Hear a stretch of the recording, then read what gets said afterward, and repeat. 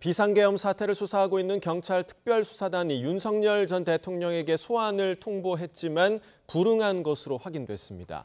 윤 전 대통령에게는 체포영장 집행을 방해한 혐의 외에 비화폰 기록을 삭제하라고 지시한 혐의도 추가 적용됐는데 경찰은 윤 전 대통령에게 오는 12일 출석해서 조사를 받으라고 2차 소환 통보를 했습니다.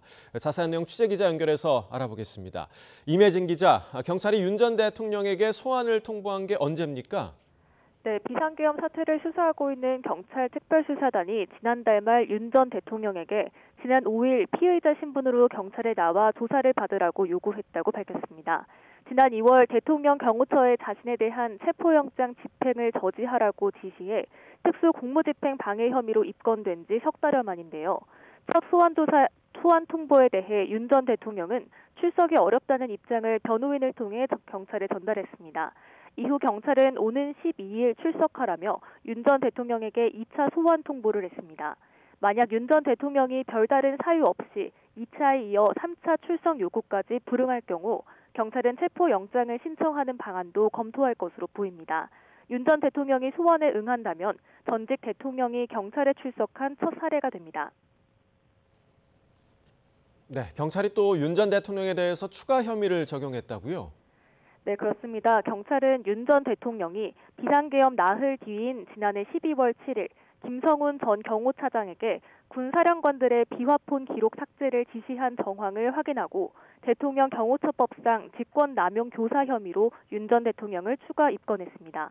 당시 윤 전 대통령의 지시를 받은 김성훈 경호처 차장이 경호처 실무자에게 관련 기록 삭제를 주문했지만 실무자는 지시를 거부한 것으로 파악됐습니다. 경찰은 경호처로부터 이미 제출받은 비화폰 서버와 계엄 당일 국무회의장 CCTV 등에 대한 분석을 대부분 마친 것으로 파악됐는데요. 경찰은 이를 통해 윤 전 대통령이 계엄 발령 직후 직접 사령관이나 경찰청장, 또 서울청장 등에게 전화한 내역을 확인했다고 밝혔습니다. 또 지난해 12월 6일 윤 전 대통령과 홍장원 전 국정원 1차장, 김봉식 전 서울경찰청장의 비화폰 사용자 기록이 삭제된 데 이어 김용현 전 국방부 장관과 비상계엄을 사전 모의한 혐의를 받고 있는 노상원 전 정보사령관의 비화폰 기록도 지난해 12월 5일 삭제된 것을 확인했다고 설명했습니다. 경찰은 김 전 장관이 민간인 신분이던 노 전 사령관에게 비화폰을 지급했고 비상계엄 이후 돌려받는 과정에서 초기화한 것으로 파악하고 있습니다. 경찰이 내란 특검 출범을 앞두고 수사에 속도를 내는 모습인데요.